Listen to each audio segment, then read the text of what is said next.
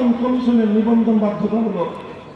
নির্বাচন কমিশনের নিবন্ধন বাধ্যতামূলক হওয়ার কারণে যারা ইসলামী রাজনীতি করে তাদের জন্য দুনিয়াটা আরো সংকীর্ণ হয়ে গেল।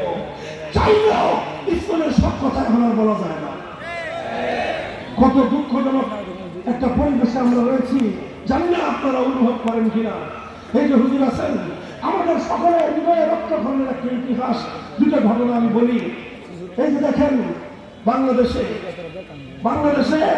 এই 1-11 সরকার আসার আগ পর্যন্ত ইসলামী শাসনতন্ত্র আন্দোলন নামে রাজনৈতিক দল ছিল আমাদের, ছিল।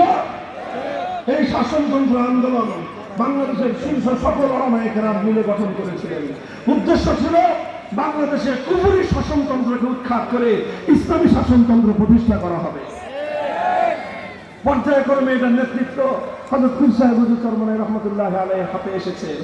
ওনারা যখন এটা নিবন্ধনের জন্য তাদের কাছে আবেদন করলেন, নির্বাচন কমিশন বলল বাংলাদেশে কুফরি সংবিধানের অধীনে ইসলামী শাসনতন্ত্র চলতে পারে না, কাজেই আপনারা ইসলামী শাসনতন্ত্র নামে অনুমোদন পাবেন না।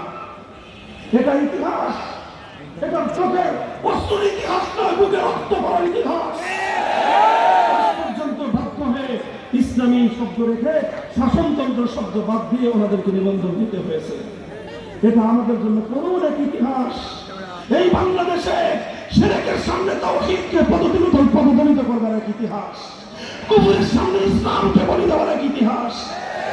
আরো মর্মান্তিক আরেকটা ইতিহাস আছে, বুঝেন, শুধু শব্দ নয়। বাংলাদেশ জামায়াতে ইসলামী নামে একটা দল আছে, তাদের সঙ্গে আমাদের ওলামায়ে কওমিয়ার অনেক মতবিরোধ আছে। সেই মতবিরোধের জায়গাগুলো একটা ভিন্ন।